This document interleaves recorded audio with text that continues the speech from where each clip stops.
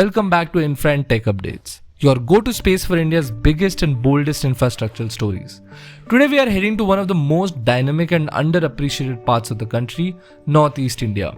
Often seen as remote and challenging terrain, this region is now at the heart of India's connectivity revolution. So sit tight because we are counting down the top 5 mega infrastructure projects in the Northeast that are set to completely transform the way people live, travel and do business in the region. Trust me, you will want to stay till the end, especially for number 1, which you probably haven't even heard about. So let's start with a project that's not just massive in scale, but also a feat of engineering, the Bogeyville project. Spanning across the mighty Brahmaputra river, this double-decker bridge connects Assam's Dibrugarh to Arunachal Pradesh's Dhemaji. What makes this bridge so special? For one, it's India's longest rail-cum-road bridge stretching over 4.9 kilometers. The upper deck carries a 3-lane road while the lower deck supports a double-line broad-gauge railway track. Inaugurated in December 2018, the bridge is built to withstand earthquake of magnitude 7 and above, making it vital in this seismically active zone. It's a textbook case of how infrastructure can be both a civil and a defense asset.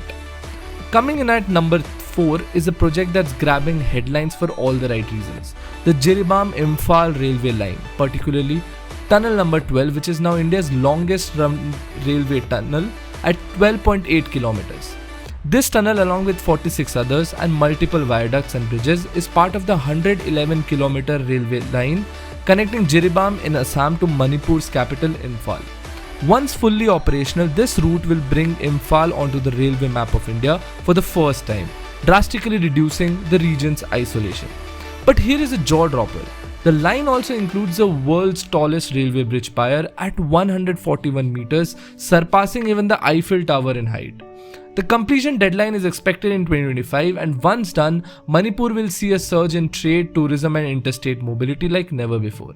And let's not forget, it brings us one step closer to the Trans-Asian Railway dream that links India to Southeast Asia. At number 3, we have the Kaladan Multimodal Transit Transport Project, a strategic initiative that connects India's landlocked Mizoram with the Bay of Bengal via Myanmar.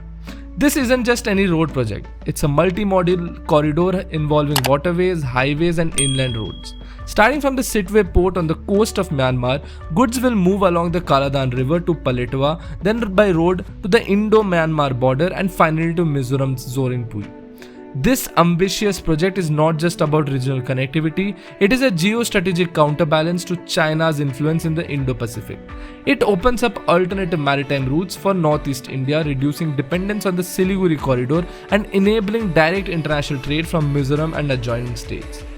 Though delayed due to security and terrain issues, major components like the Sitwe port and inland water transport are already completed. Once the road link is done, hopefully by 2026, this project could revolutionize trade dynamics in the entire Northeast. Up next is a true game changer in air connectivity. Donye Polo Airport, also known as Holongi Greenfield Airport, located just 15 kilometers from Itanagar, the capital of Arunachal Pradesh. Inaugurated in November 2022, this airport is the first full-fledged airport in Arunachal Pradesh capable of handling Airbus A320 class aircraft.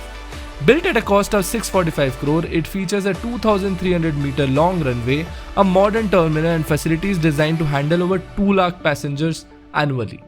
The terminal's architecture reflects local tribal and Buddhist influences, giving passengers a cultural experience even before stepping outside. But the real significance lies in what it represents: connectivity and dignity. Earlier, air travelers to Itanagar had to land in Assam and drive for hours. Now Arunachal Pradesh has its own direct air link to cities like Kolkata and Guwahati, and more routes are expected under the Udan scheme. In a border-sensitive state where movement is often restricted by terrain, air travel opens up possibilities in health, education, tourism, and economic investments like never before. Finally, let's talk about the project which holds the number 1 position, that touches the lives of millions daily. The 4-lane expansion of National Highway 37 stretching across Assam and forming a key component of the East-West corridor under the Bharatmala Pariyojana. This highway is Assam's economic spine, connecting key cities like Nagaon, Tezpur, Jorhat and Dibrugarh. The highway links agricultural belts, oil refineries, tea estates and trade routes, enabling smoother movement of goods and people. What makes this upgrade even more critical is Assam's growing population and industrial growth. Earlier, parts of this highway would flood or clog with traffic, but the upgraded 4-lane sections now reduce travel time by nearly 50%.